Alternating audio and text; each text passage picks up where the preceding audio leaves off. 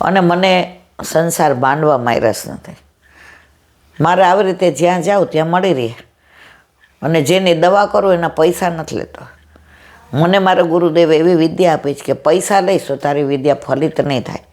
એટલે કોઈની પણ સેવા કરું તો હું પૈસા ન, અને હું એનું જોઉં નાડી, અને મને લાગે કે મારી દવા અસર કરશે ઓસરિયા, તો હું દવા કરું, નહીંતર કહું મારા બસની વાત નથી. તો ઓલા કુંભાર રાજી થઈ ગયા, એને દીકરી એ કે વૈદ મહારાજે અમારે વાત કરવી જ તમને. એ કે હા.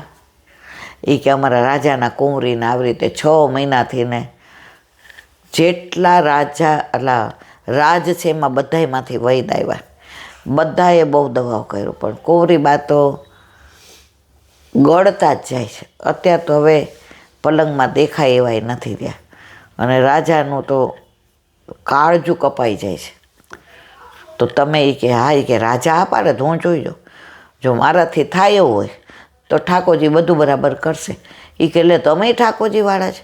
એ કે જો હું ભેગો બટવો લઈને જ ફરું છું, જ્યાં રોકાવ ત્યાં ગાય તો હોય જ. પહેલાંના જમાનામાં ગાય વિનાનું ઘર જ ન હોય. અને સવારે ઠાકોરજીને એ કે દૂધને મિશ્રીને ધરું, અને જે દૂધ મંગળાનું હોય હું લઉં. પછી સાધુ તો ચલતા ભલા, એમ વૈદ હોવા છતાંય હું સાધુની જિંદગી ગાળું છું. તો સવારે ઠાકોરજીને પહોંચી અને ઓલા કુંભારે જઈને રાજાને ત્યાં ઓલા દરવાન હતા એને કીધું કે એક વૈદ મહારાજ આવ્યા છે ને આવી રીતે. એટલે રાજા કે કુંવરી કે હવે કંઈ નહીં, આંખ ખોલીને કે હવે નહીં, બસ હવે બસ કૃષ્ણ કૃષ્ણ કૃષ્ણ કૃષ્ણ કૃષ્ણ કૃષ્ણ, પિતાશ્રી હવે કૃષ્ણ કૃષ્ણ કૃષ્ણ કૃષ્ણ. રાજાનું કાળજું કપાઈ જાય આંખમાંથી. એટલે કુંવરીના બેનપણી હતા એ આવ્યા હતા. એ કે કુંવરી બા તમે મને બેનપણી માનો છે? કે એ કે તો આ વૈદ કદાચ બોલાવ્યા વિના આવ્યા છે. અત્યાર સુધીના જેટલા વૈદ હતા એ બધાને આપણે બોલાવ્યા છે, એને આપણે પૈસા આપ્યા છે, આપણે એનો ઘર ભરી દીધા છે. પણ આ કુંભાર એવું કહે છે કે આ કોઈનો પૈસો લેતો નથી. કુંવરી આમ આંખ ખોલી, પૈસા નથી લેતા? તો પુષ્ટિ માર્ગમાં કોઈ વસ્તુ હોય એ આપણે કોઈની કોઈને ધરાય નહીં, અને ભક્તિના પૈસા લેવાય નહીં. કુંવરીની આંખો આમ ખોલી, બોલાવો. વૈદ મહારાજ આવ્યા. નાડ જોઈ, જીભ જોઈ, નાક જોયું, આંખ જોઈ. રાજા કુંવરીને 3 દીમાં ઊભા કરી દો. એ કે શું? એ કે ન ઊભા થાય તો તમારા રાજમાં કોઈ દી પગ નહીં મૂકો. પણ મારે જે જોઈએ ઓસરિયા એ બધાય મારી પાસે છે, પણ એની હારે અનાર જોઈએ.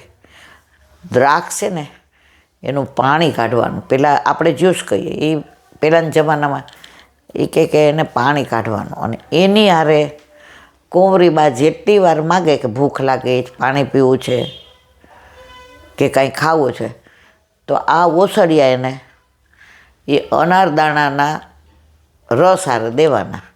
હવે એ જમાનામાં દ્રાક્ષ મેળવવી એટલે બહુ અઘરામાં અઘરું, પાછું સિઝન નહોતી. અને આ જ્યાંથી આવ્યો હતો ત્યાંથી ગુરુદેવે આપી હતી. એટલે ઓલો ખવાસ ઢંઢેરો પીટાય. કોઈની પાસે અનાર હોય તો આવો રાજા પાસે, તમને ન્યા માલા માલ કરી દેશે અનાર.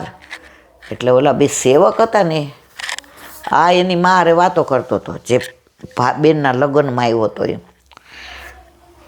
એટલે એણે ન સાંભળ્યો, પણ આ બે સાંભળ્યો. એટલે એ બે પૂછ્યા વિના મા દીકરો વાતો કરતા હતા. ડેલી ખોલીને ઓલાને કે અમારી પાસે છે. એક જણ 2.5 કિલો 2.5 શેર લીધી, બીજાને કે રવા દે. રાજા વાજાને વાંદરા, એના ભરોસા નહીં. કાંઈ ઊંધું પડે તો આ તો આપણને હુડીએ દે. હવે આપણે હોડીએ દઈએ એના કરતાં આપણે આમ નથી કહેવું, આની બેન પરણાવવાની છે. જો કેવા શિષ્ય, કેવી મિત્રતા. હવે આવ્યા એટલે રાજાએ કીધું આવો અંદર. એટલે વૈદ મહારાજ ત્યાં કુંવરીના ઓલા આગળ બેઠા. એ કે અમે અનાર લઈ આવ્યા છીએ, દ્રાક્ષ. વૈદ મહારાજ કે બતાવો. એ કે આ બીવાળી જોતી હતી, તમે ક્યાંથી લાવ્યા? એ કે અમને ગુરુદેવ આવી રીતે. રાજા કે બોલાવ્યા ખવાસને કે આનો રસ કાઢો. કુંવરીને દીધો રસ. કુંવરી ઓડકાર ખાધો પહેલી વાર. કેવું લાગે કુંવરી બા? હવે પાછું કલાક થઈ એટલે વૈદ મહારાજે કીધું હું 3 દી અહીંયા જ રહીશ, મારા ઠાકોરજીના દૂધ મિશ્રી સિવાય હું કશું લઈશ નહીં. કુંવરીબા ઊભા થઈને એમ કહેશે કે ભૂખ લાગી ત્યારે અહીંથી જઈશ, અને નહીં તે કાયમ માટે આ રાજ હું પગ નહીં મૂકું. આ લોકોને કીધું મૂકીને જાઓ. એ કે બીજી જોશે તો. હવે ઓલાએ જોયું વાતાવરણ બરાબર છે, રાજા સારા છે, કુંવરીબા સારા થઈ જાય એમ છે, અને વૈદ મહારાજ પૈસા લેતા નથી. એટલે જે વસ્તુના તમે પૈસા મૂલ ન કરો ને એ ફલિત થાય ને થાય. અત્યારે કેમ ફલિત કાંઈ નથી થતું? આટલી બધી કથાઓ કહેવાય છે, આટલા બધા સત્સંગ થાય છે, આટલા બધા કીર્તન હોય છે, કેમ ફલિત? પહેલાં પૂછે અમારો ભાવ આટલો જ, તમને પોસાશે? જ્યાં ભક્તિમાં ભાવ આવી જાય, કયો ભાવ? હૃદયનો ભાવ નહીં, પૈસાનો ભાવ. હવે વેચાતું જે મળે એ ફલિત ન થાય. જે અમૂલ્ય છે, હવે ભક્તિ કેવી અમૂલ્ય છે કે આપણા બધાના જીવન ગીરવે મૂકી દઈએ તો એ ભક્તિ સત્સંગ ના મળે, સેવા ના મળે. એટલે કે બીજી અમારી પાસે 2.5 શેર છે. એટલે રાજાએ કીધું એ લઈ આવો. એટલે લઈ આવીને આપી. એ કે તમે અહીંયા રહ્યો? હવે એ કે ના, મારા ભાઈબંધની બેનના લગ્ન છે. એટલે આખી રાતમાં 5-6 ડોઝ ગયા ઓલા ઓસરિયાના. એટલે સવારે કુંવરીબાઈની હાથે ઊભા થયા અને બેઠા, બાબા મારે સ્નાન કરવું છે. અરે મારા દીકરા, તમે ઊભા થયા, 6 મહિના તમે બોલ્યા, 6 મહિના તમે મને કીધું વૈદ મહારાજ કે સ્નાન કરાવો, તો એમાંય ઓસરિયા નાખી દીધા અને એની અંદર એ આ અનારનો રસ નાખી દીધો. એ કે સ્નાન કરાવો. ને કુંવરીબાને તો ચણિયા ને ચોળી ને ચૂંદડી ને વાળ સરસ ધોયા ને ઓળી દીધા ને કુંવરીબા તો ચમકવા માંડ્યા. નવડાવ્યા એટલે થાકી ગયા, એટલે પાછા કે સૂઈ જાઓ. 3 દિવસમાં તો કુંવરીબાએ કીધું બાબા હવે મારે બહાર આવવું છે. એટલે રાજાએ કીધું 2 ખવાસને તાલી પાડી, આવો. વૈદ મહારાજ કે નહીં, કુંવરીબાઈની હાથે જ જશે. વૈદજી તમે સાચા છો, સારા છો, તમે કાંઈ લેતા નથી, તમારું ફલિત થયું છે, પણ મારી કુંવરી પડી જશે. એ કે નહીં પડે, નહીં પડે એની જવાબદારી મારી. મને મારા ઠાકોરજી પર પૂરો વિશ્વાસ છે અને હું તો કાંઈ લેતો નથી. કુંવરી તો પલંગમાંથી ઉતરા, બહાર ગયા, બગીચામાં બેઠા હિંચકા ઉપર અને હાથે હિંચકો ઠેલે અને હા ઓલી અનાર હતી એ બીજી 2.5 શેર આવી ગઈ. રાજા ઓલાના ઘરે ગયો. એ કે અનાર કોના હતા? તો કે આનું હતું. એ કે અડધું રાજ તારું, તારી બેનના લગ્ન ધામધૂમથી એવા મારે કરવા, તારે કાંઈ નહીં કરવાનું. કે દુનિયા યાદ રાખશે કે આ બ્રાહ્મણ ભાઈએ તો જે લગ્ન કર્યા છે. વૈદ મહારાજ કે સારું, હું એની બેનનો હસ્તમેળાપ જોઈને જઈશ. એ કે ના મહારાજ તમને જ ન જવા દો. એ કે રાજા સાહેબ, જેવી રીતે તમારા કુંવરીને દવા લાગુ પડી અને કેટલાય એવા દર્દીઓ રાહ જોતા હશે અને આ ફલિત થાય છે એનું કારણ છે હું કાંઈ લેતો નથી. જે મૂળથી ને લઈએ ને એ ફલિત ના થાય. એ કે સારું. હવે અહીંયા તો રાજા તૈયારી કરે એટલે ઓલા સામેવાળા તો છક્ક થઈ ગયા, કારણ કે એ લોકો ઘડી ઘડી કેવડાવતા હતા અમારે 500 માણસ આવશે, તમારે 4 દી રાખવા પડશે, એની ઢોલિયાની વ્યવસ્થા કરજો, એના આટલા જમણવાર, તમે કઢેલા દૂધ કરજો. હવે આ બિચારાઓ મૂંઝાય કે અહીંયા એકવાર નહીં જમણના નથી, પણ ગુરુદેવે આજ્ઞા કરી હતી નીકળ્યા ત્યારે આ 5 શેર અનાર લઈ જા, દ્રાક્ષ, અને તારી બેનના લગ્ન એવા ધામધૂમથી થશે ભાઈ કે દુનિયા આજની તારીખ સુધી યાદ કરશે. તો ઓલાને તો બહુ ખોટું લાગ્યું કે અમારે તો નળિયાવાળું ખોયડું છે, એક ગાય છે અને ખાવા જેટલી જમીન છે, હું મારી બેનના લગ્ન એવી રીતે કરવાના? આ ગુરુદેવ ખરા છે, કાંઈક 5-25 સોનામણની રાજા પાસે મને મદદ કરી હોત તો મારી બેનને એટલું તો હું કરત. હવે રાજાએ તો જે લગ્ન કર્યા અને કુંવરીબા તો આવ્યા લગ્નની અંદર, અઠવાડિયું થઈ ગયું હતું ને કુંવરીબા તો ટેસમાં આવી ગયા. અને પછી જે પોતે દાગીના પહેર્યા હતા, હીરા ને મોતી ને માણેક અને પરવળને, કન્યાદાન દીધું ત્યારે બધા એને પહેરાવી દીધા કે મને પુનર્જીવન. વૈદ બાપા એ નથી આપ્યું, તમારી અનારે નથી આપ્યો, મારા ઠાકોરજી આપ્યો, પણ તમને નિમિત્ત બનાવ્યા. તો નિમિત્ત બનાવ્યા એની આ ગિફ્ટ છે. અને પછી બધું સરસ થઈ ગયું. વૈદ મહારાજે કીધું, રાજા સાહેબ હવે રજા આપો. રાજા પગમાં પડી ગયા, રોવા માંડ્યા. વૈદ મહારાજ એ કે હવે કોવરી 100 વર્ષના થવાના, લાવો લખી દો. હવે નખમાંય રોગ નથી. એને જે રોગ હતો ને એ આ ઓસડિયા એને ક્યારે અસર કર્યા? આ અનારનો રસની અંદર ઘોયડા. એટલે અત્યાર સુધી જેટલા વૈદ આવ્યા ને એ બધાએ તમને ઓસડિયા તો આજે આપ્યા હોય, પણ અનારના રસમાં નહોતા આપતા, એટલે ઔષધિ અસર નહોતી કરતી. એટલે ધન્ય તમારી આ પ્રજાને કે એણે તમને 5 શેર. બોલો શિષ્ય કે ધન્ય મારા ગુરુદેવને, એમના વચન ઉપર મને વિશ્વાસ નહોતો, મને ખોટું લાગતું હતું કે 5 શેર દ્રાક્ષ મારી બેનના લગ્ન હું ધામધૂમથી કરું, દુનિયા જોઈ રહે. પણ ગુરુ જ્યારે કાંઈ પણ વચન કહે છે એ સિદ્ધ થાય છે અને થાય છે, એમાં કોઈ શંકાને સ્થાન નથી. ને બેનના લગ્ન કરીને આવ્યા. ગુરુદેવે પૂછ્યું, સારી રીતે સંપન્ન થયા? ચરણ પકડી લીધા શિષ્યએ. ગુરુદેવ, મેં આપના ઉપર સંશય કર્યો હતો કે રાજા અહીંયા રોજ એના કુંવરને મળવા આવે, ધારે તો ગુરુદેવ મને 100 સોનામોર કે 10 દેત, મારી બેનના હું લગ્ન કરત. અને આ મને આખા રસ્તે મેં તમને, અરે શું મારે કામની આ દ્રાક્ષ વેચું તો 5 રૂપિયા ન આવે, 1 રૂપિયો ન આવે. એમાં મારી બેનના ગુરુદેવે મારી યારે આવું કર્યું, મારી યારે આવી મશ્કરી કરાય. આ અનારને શું કરું?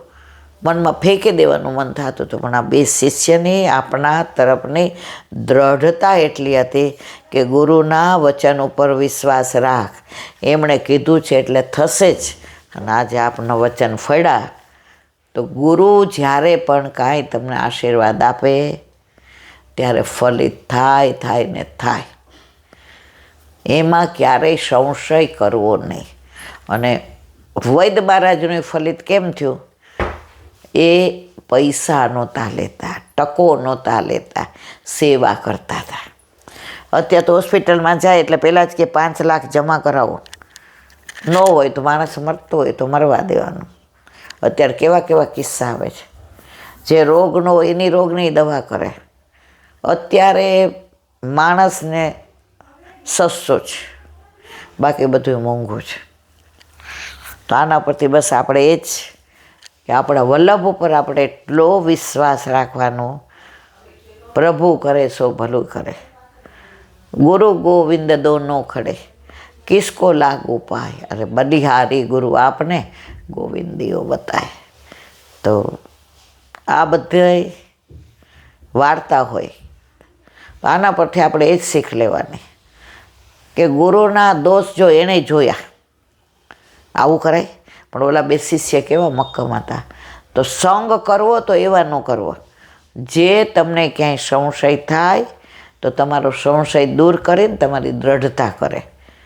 તો બસ આપણે વલ્લભના ચરણારવિંદમાં એ જ વિનંતી કરીએ કે અમારામાં એવી દ્રઢતા આપો કે અમને ગુરુમાં ક્યારેય અવિશ્વાસ ન આવે અને અમે ગુરુદેવના દોષ ક્યારેય ન જોઈએ. બોલો વલ્લભાધીશ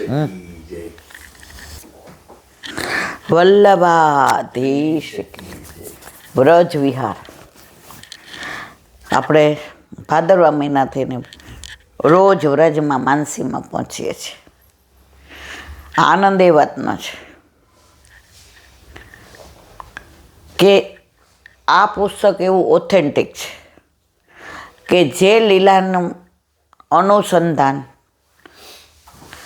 વ્રજમાં લીલા એ લીલા સ્થળી છે એની જ વાતો નવનીત પ્રિય શાસ્ત્રીએ કરી છે. કારણ કે એમનું ભાગવત એવું છે, એમનું પુષ્ટિપુલીને એવું છે, એમના દરેક ગ્રંથ એવા છે. અને પોતે એન્જિનિયર હતા એટલે ખાતરી કર્યા વિના કશું લખતા નહોતા. અને ભાગવત કરતા પણ ક્યારેય રૂપિયો લેતા નહીં. એમાં કોઈ કીર્તનિયા કે કશું જ ન હોય. એ ઠાકોરજીની લીલાનું જ અનુસંધાન કરતા. અને એ તો નંદ ઉત્સવ એ કે કાંઈ એક દીમાં થોડો પતે. નંદ ઉત્સવ થાય ત્યારથી પૂર્ણાહુતિ સુધી એમનો નંદ ઉત્સવ ચાલતો. અને જે એમની વાણી જેને સાંભળી હોય એને ખબર પડે. મેં તો 25-30 વર્ષ પહેલાં વાસણામાં એમની કથા હતી, લિમિટેડ 100 કે 150 જણા હતા કે 200 હશે. કોઈના બંગલામાં બેઠી હતી અને મને એક વૈષ્ણવે કીધું, મને કે ઈલાબેન વાણી બહુ સરસ છે. મેં કીધું પણ મારે તો ઓફિસ ચાલુ હોય, મારો મેળ ન પડે. એ કે 7 દિવસ અડધી રજા લઈ લ્યો. મેં તો એમ કાંઈ ગવર્મેન્ટમાં થોડી મળે. પણ ઠાકોરજી વલ્લભજીનો વિચાર કરે. અને ત્યારે આપણા ઘરે 30 વર્ષ પહેલાં ઠાકોરજી નહોતા બિરાજતા. અને આ છોકરાઓનું મારે બધું સાંજે પૈસા ન હોય કે આપણે મહારાજ રાખી શકીએ, કામવાળા એકલા વાસણવાળા. એટલે મેં અમારા સિનિયર સુપરિન્ટેન્ડન્ટને ફોન કરીને પૂછ્યું. ત્યાં તો આપણા ઘરે ફોન નહોતો, ઓફિસમાં હતી. મેં તો સર મારે આવી રીતે 7 દિવસ ધાર્મિક કામ. મને કે તમારા આસિસ્ટન્ટને પૂછી જુઓ, એ કરવા તૈયાર હોય તો તમારે એપ્લિકેશન મોકલી દો. આસિસ્ટન્ટ ફોન સાંભળતા હતા. એ કે બેન હું કરીશ, તમે સવારે 7:30 થી 11 આવજો,